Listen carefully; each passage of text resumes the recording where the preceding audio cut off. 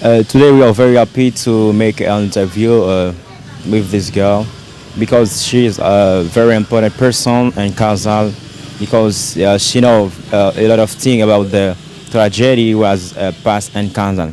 It's for that we are going to show you something very important about Kazal. We're gonna present you this girl who is one of the person very important in Kazal because she has lost his husband and this tragedy. Her husband has buried here. It's for that we're gonna make a interview with her.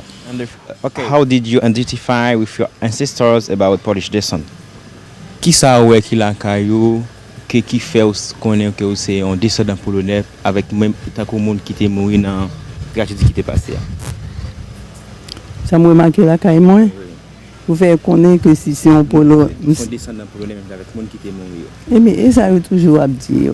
Par contre si c'est vrai si c'est pas vrai. Ça veut toujours dire. Yo toujours dire descendant polonais non mais nous n'avons pas jamais connaît affaire polonais venir pour nous connaître vraiment son famille, chercher famille ba ça.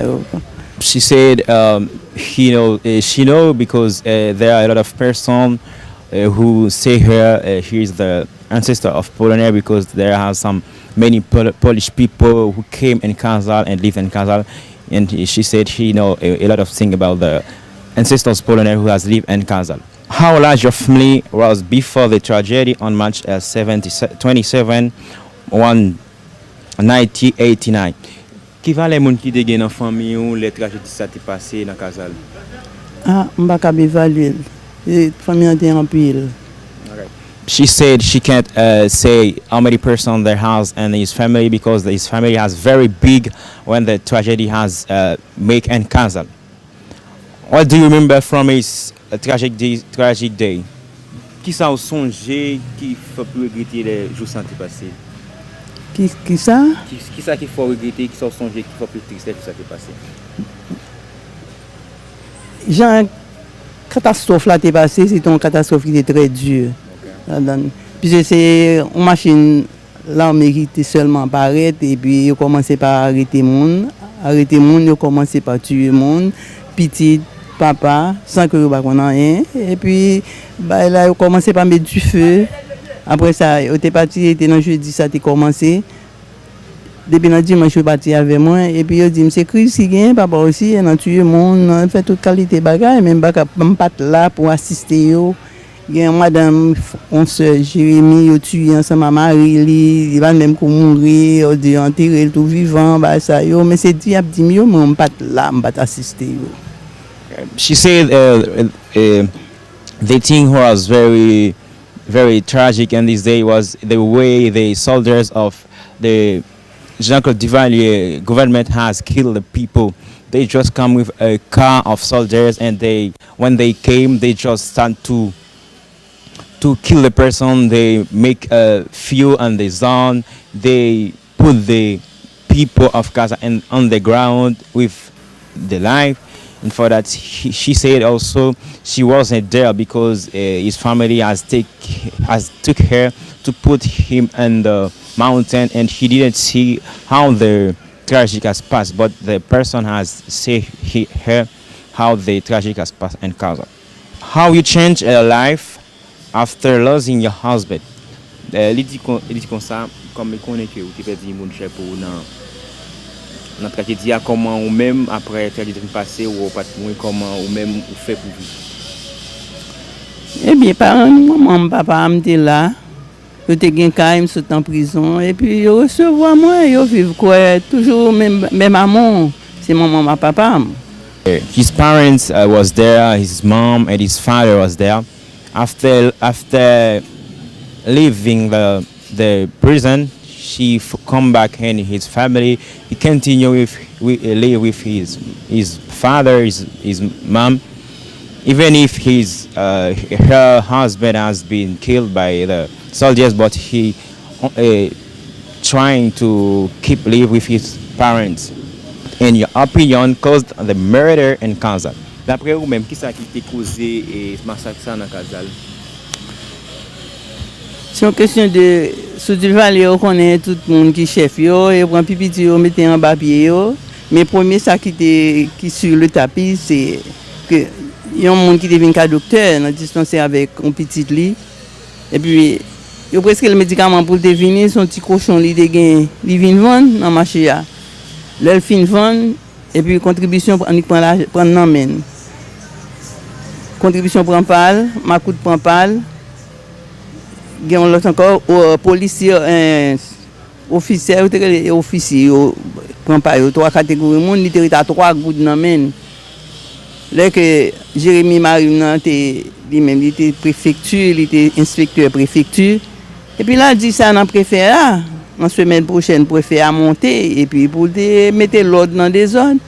Et bien, c'est commencement là, et puis la NRT a grandi, a parlé, et puis on leur a arrêter combien de jeunes garçons.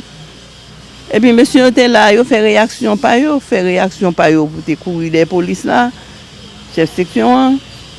Et puis c'est là ça y aurait dans le palais, c'est comme ça que les Camoquins descendent Casal.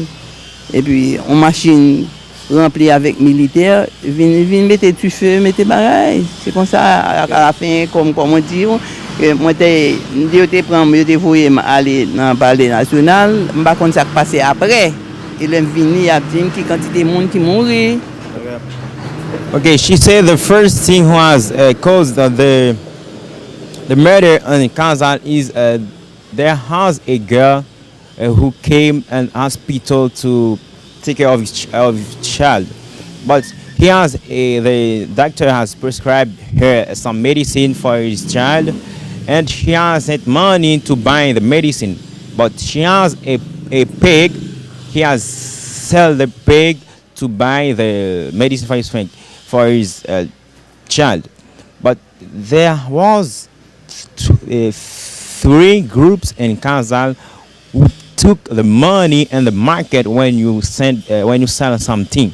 But when the girls sell the pig, these two groups has take a lot of money in his hand. He has only three goods in his hand. In this case, his husband was there, and then his husband didn't accept this thing. He has said that in the office. For that, some people wasn't accept that. They are just very angry, and then they killed the man, who physically executed the number of 23 Kazal residents. Il dit qui côté où connaît dans Kazal, qui côté où moun casse qui traduit ou bien qui montre que l'existence 23 moun qui était dans Kazal. Qui côté dans Kazal on place spécial pour ça. 3 moun 23 côté on place spécial pour ça côté aussi. C'est côté nous. She said the one place is this place where you are is only place you can know something about the tragedy. What were the residents of Kazal afraid after this tragedy? Ni dit après tragédie qui ça moun Kazal te pipe. Et bien quand c'est longtemps qui était difficile de vivre, moun yo peur si les moun yo veulent venir faire des audios, yo pas faire parce que là ça après sur n'importe le moun yo l'idée yo dit yo venir tirer en côté bagaille on partit de ça.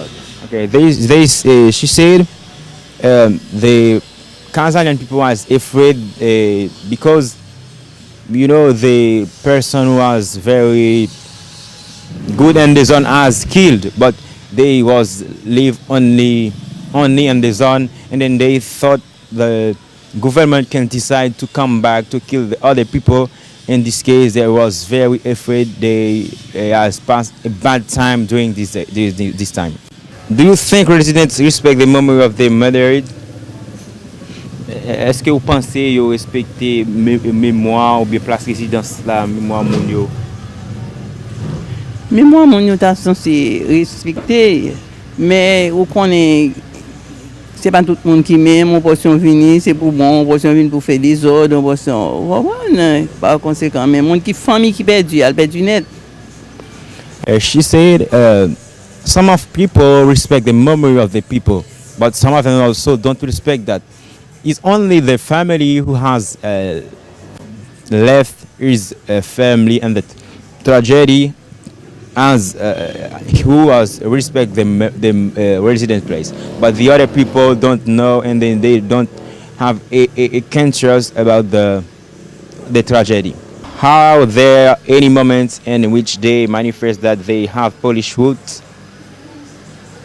Est-ce que vous pas content de tout gen moun k'ap di te gen polonais qui kon viv dans zone nan?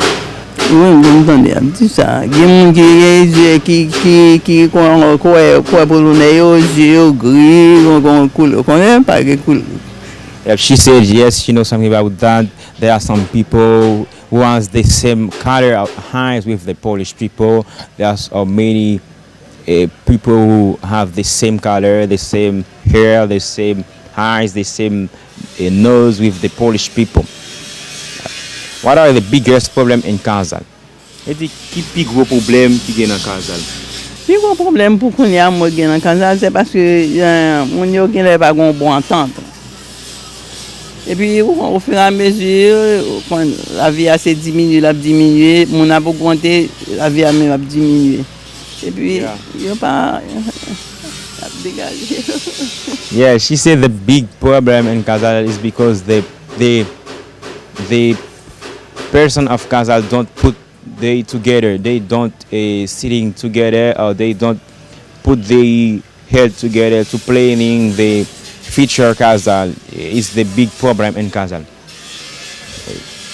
Some people would expect help from the Polish government. Dis vous penser si quelqu'un d'avler, si gouvernement polonais d'avler de quelqu'un dans Kazal. Ça me pensait, c'est un bon bagage. Puisque depuis qu'il y a un côté ou bien un monde quel que soit, il est toujours bon. Yeah, she said that it will be a good thing if the Polish government helps some person in Kazal, that can be a good thing for the Kazalian people. Do you want to say something to Poles living in Poland and other countries? Les dit sous ta même dit comme gen l'autre polonais qui a regardé qui pral gado, gen l'autre qui pral gado. Est-ce que tu as même dit un bagay avec polonais qui vivent en Pologne avec dans le mode? Il suffit de t'arrêter tout. OK. Par conséquent, ça dépend yo ka wè, ou man ki jan ba la ye, si yo vini yo wè ki jan ba la ye, yo connaît ki yo vivre dans pays yo, même si ta gen aller mieux pour yo ta fait un bagay pour Kazal. M'da bien content même si m'pa wèl, m'pa jouil puisque yo connaît m'aller. Okay. She says she would like the Poles say something also for Kazal. If they want to help Kazal, that will be a good thing for Kazal, because even if she will go, she will die and some near his, but his children or his child can find something. If the Polish people or if the Poles and the world and the Poland would like to help Kazal, that could be a good thing. OK, mamie, nous te remercions pour cette interview ça te fait avec. OK, merci en même temps. OK. She say thank you for your watching. She's very happy to explain you something about Kazal. That's a good one for her. From Kazal Television Polonais, Mr. Altime from Kazal.